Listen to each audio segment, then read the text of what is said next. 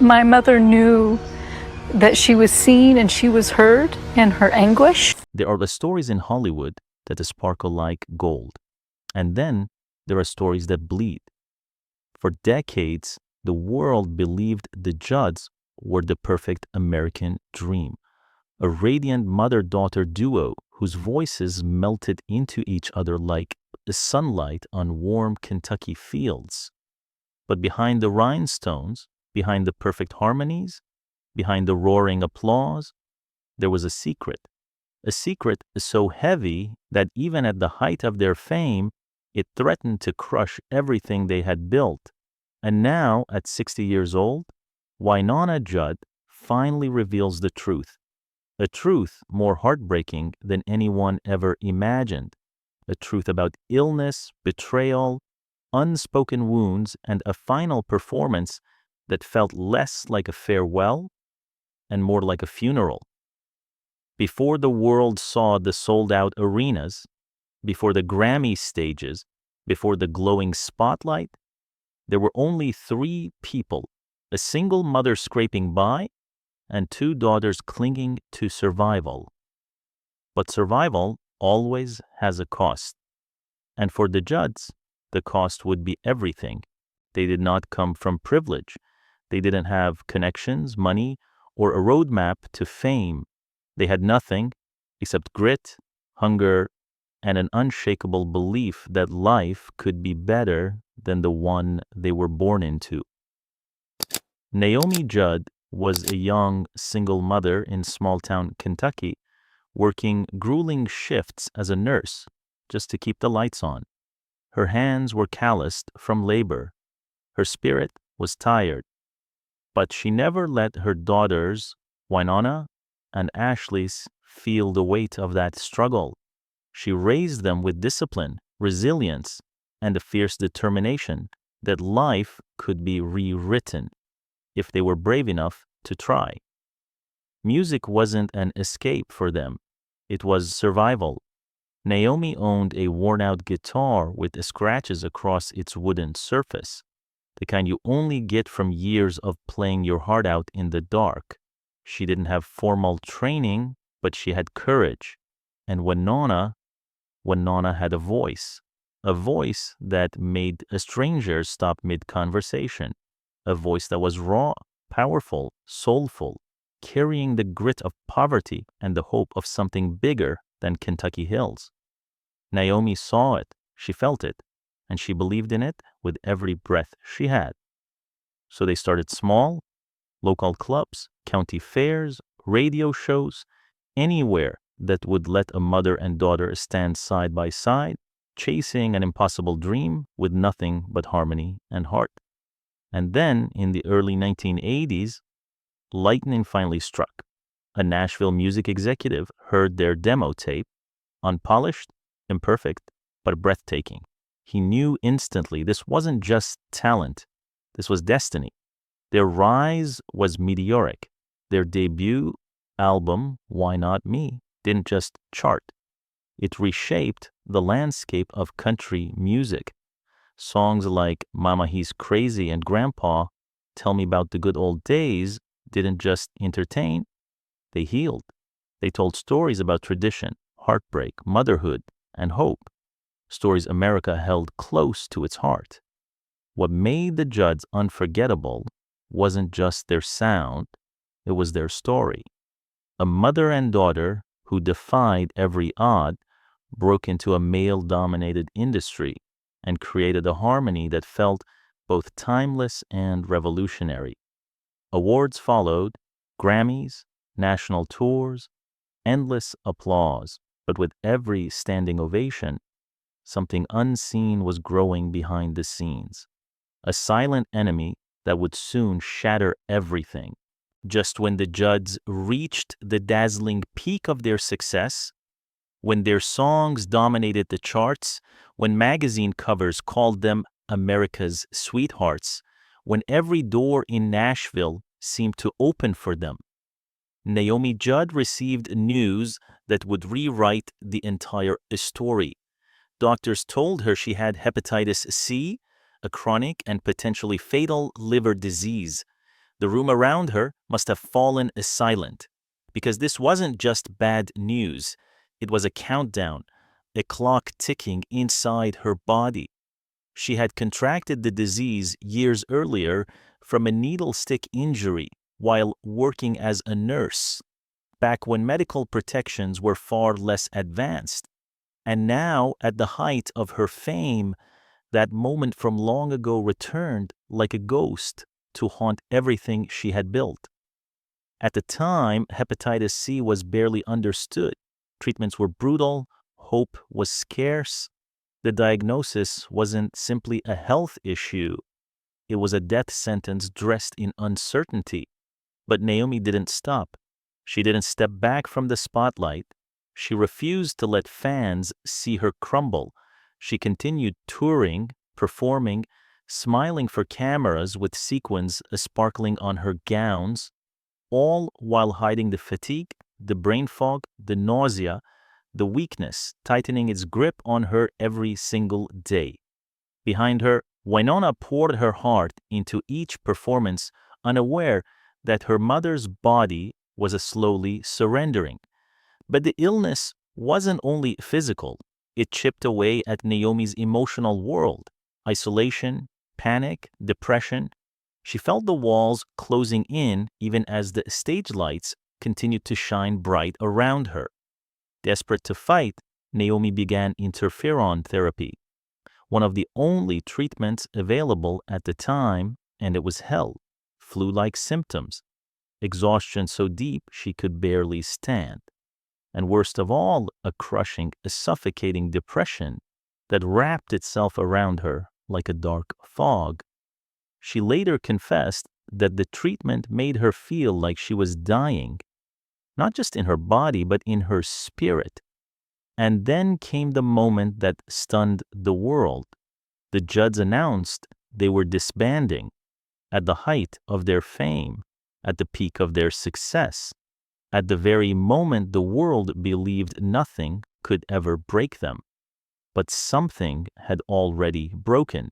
In 1991, when the Judds stood before a live audience, the world expected another triumph, another award, another celebration of their unstoppable rise. Instead, they heard heartbreak. Naomi and Wynonna Judd announced that the Judds were officially disbanding. Just like that. The most beloved mother-daughter duo in country music history was over. The news hit Nashville like an earthquake. Fans who had followed them from their earliest radio performances to their sold-out stadium tours were left stunned, confused, devastated. To them, the Judds represented a more than music. They were a symbol of hope, of family resilience, of overcoming the impossible. Their final tour, fittingly named the Farewell Tour, felt less like a goodbye concert and more like a memorial service. A slow, painful letting go of something too precious to lose. During those last performances, Naomi stood on the stage with a glowing smile. But behind that smile was a body collapsing under the weight of disease. Every note cost her energy she didn't have. Every encore was a battle. But she fought to finish the tour so Wynonna wouldn't have to watch the dream fall apart, suddenly or violently. Wynonna, only 27 at the time, wasn't just losing a musical partner. She was losing the person who had guided her through every heartbreak, every triumph, every step into the world. Stepping into a solo career wasn't a choice. It was a necessity, a painful one.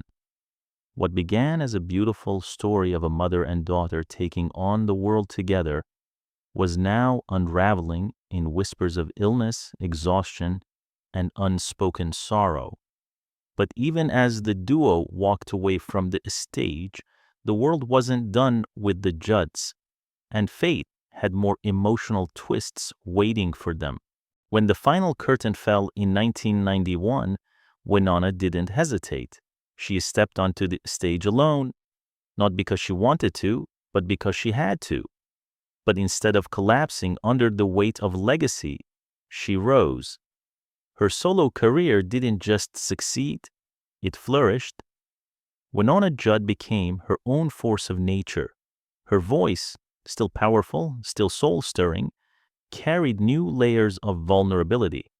Her songs told stories of heartbreak, motherhood, survival, and the complicated journey of becoming her own woman. She was no longer just Naomi's daughter. She was Wynonna, a powerhouse shaping country music in her own right. Meanwhile, Naomi slipped out of the spotlight. The buses stopped, the crowds faded, and the sequined gowns were replaced with hospital gowns, medications, and long days of recovery. But Naomi Judd was not the type to lay down quietly. She transformed her private battle into a public mission. She became a fierce advocate for hepatitis C awareness, speaking openly about the disease, educating others, and using her story to help save lives.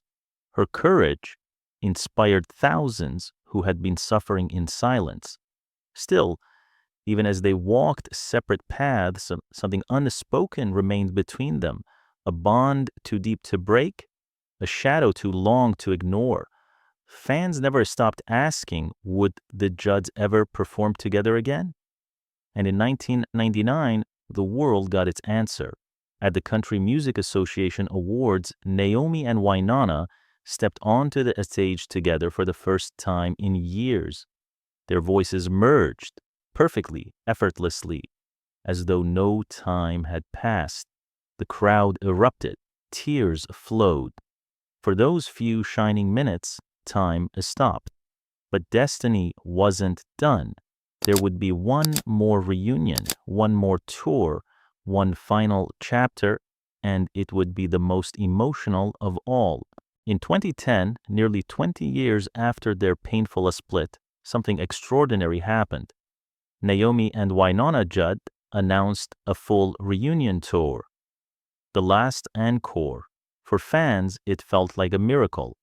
For the Judds, it was a chance to heal old wounds, or at least try. Arenas filled instantly. People who had grown up with their music brought their children, hoping to witness the magic one more time. The air buzzed with nostalgia, hope, and a quiet fear that this reunion was fragile, too beautiful to last. But behind the curtain, Naomi was hiding a devastating truth. Her health had deteriorated far more than the public knew. Years of hepatitis C treatments had left scars on her liver, her mind, and her spirit. She wasn't the fiery woman from the 1980s anymore. Every show required a strength she didn't have. Every night, she pushed her body further than it could go. And she knew something that Wynonna and the fans didn't. This wasn't just a reunion. It was her last chance to stand beside her daughter, her final act. During each performance, their harmonies shimmered with decades of joy, sorrow, triumph, and wounds that had never fully healed. But one moment stood out above all. Love can build a bridge. As they sang their most iconic song, the crowd rose as one. Tears streamed, hands lifted. It felt like the world was holding its breath. Naomi and Wynonna weren't just singing to their fans, they were singing to each other. A message of forgiveness, a farewell wrapped inside a melody. Backstage, there were silent embraces, long looks that said everything words never could, smiles trembling under the weight of unspoken grief. To the audience, the last encore was a celebration. But to Naomi, it was goodbye.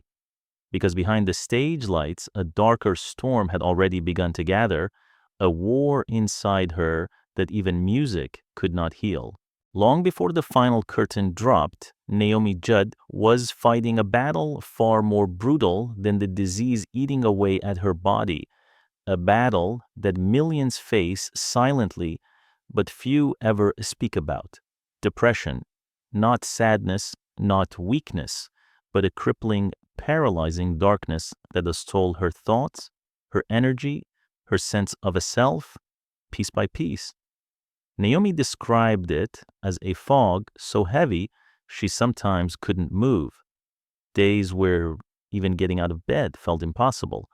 Days where the world outside her window felt too loud, too bright, too overwhelming to face. And the worst part? Much of it began after her hepatitis C treatment. Interferon therapy, the only option available at the time, didn't just attack the disease, it attacked her. The side effects weren't just physical. They dug deep into her emotions, her mental health, her very identity, fatigue, nausea, numbness, and a cold, crushing depression that wrapped its fingers around her spirit. She isolated herself. She began canceling appearances. Instead of sequins and the stage lights, her world became smaller and quieter, a home filled with shadows instead of applause. And yet Naomi found the courage to speak out. She began giving interviews, standing on stages not as a performer, but as a survivor. She talked about the stigma of mental illness, about shame, about fear, about the silence that almost consumed her. Her honesty became a lifeline, not just for fans, but for countless strangers suffering the same invisible wounds. She taught the world that even icons can break, that even the brightest lights can flicker, that mental illness does not discriminate. But Naomi's battle wasn't hers alone, because while she fought her demons, another Judd was quietly unraveling too. Wynonna, the strong one, the bold one, the one fans believed was unshakable. But no one truly escapes a childhood shaped by trauma. To the world, Wynonna Judd was fiery, unstoppable, larger than life. Her voice could fill an arena. Her presence could command a room. She was the powerhouse, the anchor, the woman who never seemed to waver. But inside, she was quietly falling apart. Wynonna had been raised on survival, not stability. Poverty, uncertainty, and the emotional turbulence of a single-mother household had shaped her early years. She'd watched her mother, her hero, battle both physical illness and deep emotional wounds long before the world ever knew. That kind of childhood doesn't vanish when fame arrives. It lingers, it grows, and eventually it cracks. Depression crept into Wynonna's life silently, like a shadow slipping under a locked door. She went on a stage. She smiled for cameras. She posed for photos. But when the lights faded, she returned to nights filled with anxiety and the crushing weight of expectations. Then came the tabloid storms. Her personal life became a spectacle. Her divorce from Arch Kelly, the strained relationship with her teenage daughter, the scrutiny of every mistake, every heartbreak, every private struggle twisted into public entertainment. She was supposed to be strong, she was supposed to be perfect, she was supposed to carry a legacy on her shoulders while pretending the weight didn't hurt. But it did hurt. And just when Wynonna felt the world closing in, she faced the one heartbreak she was never prepared for. The death of her mother, a loss that would shatter her in ways she could never have imagined. In 2016, the world received the news it had been dreading. But Wynonna received the news that destroyed her. Naomi Judd had passed away after a long, agonizing battle with mental illness. For millions of fans, it was heartbreaking. For Wynonna, it was earth-shattering. Naomi wasn't just her mother, she was her partner, her rival, her teacher, her critic, her closest friend, her deepest wound, her greatest source of strength. Their lives had been bound together since the beginning, through poverty and fame, glory and despair, reunions and ruptures, forgiveness and conflict. They had created music together, fought battles together, healed each other, and hurt each other in equal measure. Their relationship was complicated, but it was unbreakable. And suddenly, it was gone. The grief hit Wynonna like a tidal wave, but she wasn't allowed to drown in it. The world wanted a statement. The world wanted a tribute. The world wanted Wynonna the star when all she could feel was Wynonna the daughter, heartbroken, lost, incomplete. She stood before cameras with trembling lips and tear-filled eyes, trying to speak for two women when half her heart had disappeared. But instead of letting the pain silence her, she did something extraordinary. She turned grief into purpose. Because the Judds' story was not just about music, it was about surviving trauma, confronting mental illness, and proving that even broken families can build bridges again. Naomi may have left the stage forever, but Wynonna refused to let the story end there. Even today, the echoes of the Judds still ripple through time, not just through country radio, but through the hearts of millions who grew up with their songs as the soundtrack to their lives. Mama, he's crazy. Grandpa, tell me about the good old days. Love can build a bridge. These weren't just hit records, they were stories of mothers and daughters, of tradition and a struggle, of heartbreak and healing. Their harmonies became a refuge for people who felt unseen, unheard, or misunderstood. Their lyrics became a balm for wounds that couldn't always be spoken aloud. Yes, they won Grammys. Yes, they sold millions of albums. But their true legacy lies somewhere deeper in the emotional truth they dared to share with the world. They pulled mental health out of the shadows and into the light. They shattered the illusion that fame protects someone from pain. They proved that vulnerability, authenticity, and honesty can be just as powerful as any melody. Their story was never perfect. It was messy, complicated, filled with triumph and tragedy. But that is exactly why it mattered, because it reflected real life. The Judds reminded the world that even in grief, even in sickness, even in conflict, love still finds a way to build bridges. Their music will outlive them. Their story will continue to inspire. And the final truth Wynonna revealed at 60 is this: you can lose the person who has stood beside you on every stage, but the harmony you created together never truly fades. It becomes legacy. It becomes